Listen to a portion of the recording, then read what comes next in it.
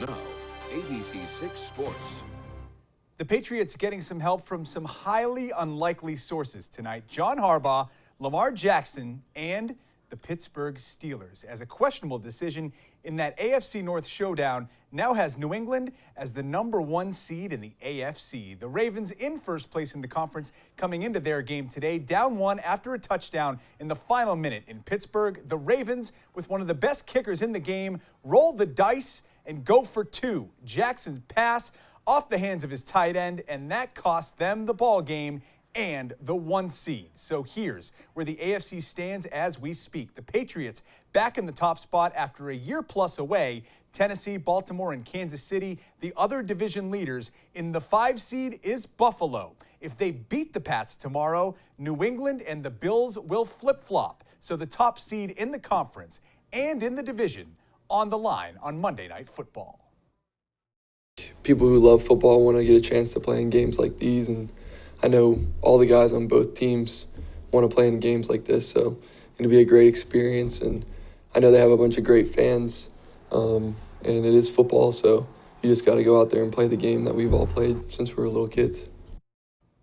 And the Pats taking off for Buffalo today. These pictures posted on Patriots.com of the players heading to the bus. 4 of the Pats listed as questionable on the injury report. Getting on the Greyhound, Brandon Bolden, Trent Brown, Nick Folk, and David Andrews. Andrews is listed to have a banged-up shoulder, but offensive linemen really feel no pain. So the center will probably be out in the snow flurries tomorrow in shorts and a T-shirt.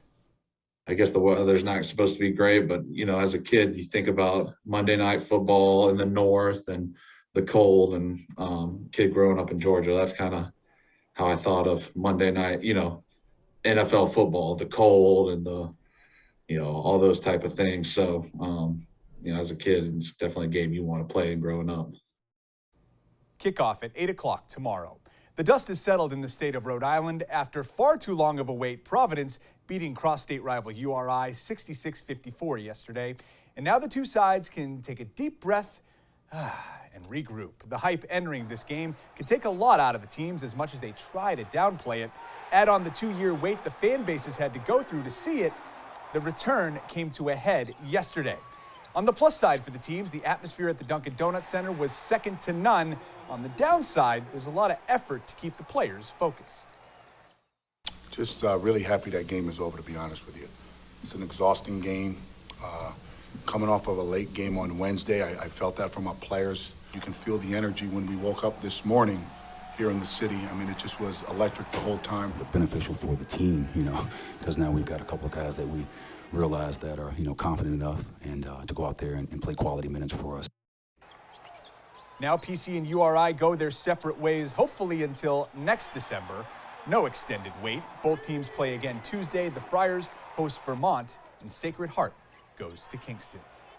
A doubleheader of men's college hoops today. We start in Cincinnati. That's where Bryant was, and the city and Bearcat fans buzzing from their college football team's selection into the playoffs. As we know, one loss in football can cost you a postseason spot. Just ask Notre Dame. One loss in basketball at home to the Bulldogs, who they paid to play. It could be detrimental to the Cats' March Madness aspirations. Bryant coming off a 111-44 loss in Houston, a better showing against another American Conference opponent. Hall Aloysius throwing it down. Bulldogs with an early lead. Cincy would be up 5 at the half, but Charles Pride comes out of the locker room, goes on a personal 5-0 run to knot the game up, tipping in this game-tying bucket. Timeout for the home team. The Bulldogs seem to have poked the Bearcats because they come out of that timeout on a 15-2 run.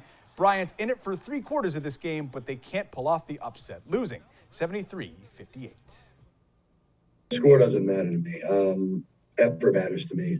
Houston, we laid down. I don't quite know why, but we fought today. You know, we fought, and we had some stretches where if we could have made some shots, it really would have been a game. I was just worried about our fight and our toughness, and I thought we brought that today. So that's the first step. Here in Providence, Brown captain Tamaneng Cho recognized for reaching 1,000 career points in his last outing in his hometown of Lowell. The Bears coming off that win over UMass Lowell, hosting Sacred Heart. Tyler Thomas had it going early for the Pioneers. Jackson Wojcik matching him for the Bears. The acrobatic take and finish at the basket for two. Brown continuing to attack. Nana Owusu Anane spins away from the defender. He scores on the flush, putting Bruno ahead. The Bears build a 10-point halftime lead with good transition offense. Kimo Ferrari up top for Cho. The 1,000-point scorer had 12 on the day. Brown shooting 63% from the field in the first half, 56 in the second. Wojcik again, this time for 3 of his career-high 17 points. Bruno had it going on all cylinders offensively. Later, Owusu Anane through the lane for the big throwdown. He had 12 points and 6 boards. Brown wins Sunday, 79-66. Sacred Heart plays Rhodey next. Sports director Nick Coit with the victorious Bears.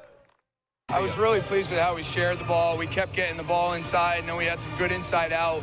Like I said at halftime, even some of the shots we missed I thought were really good looks. Did you and your teammates feel like offensively you really had it going today, sharing the basketball, moving it around? For sure. I like, when we get out and play in transition a lot, and Coach, has been emphasizing that too. So once we get the defensive rebound, we can push it, and we got a lot of talented guys who can pass, shoot, and dribble. So when we're playing like that, I think we're at our best.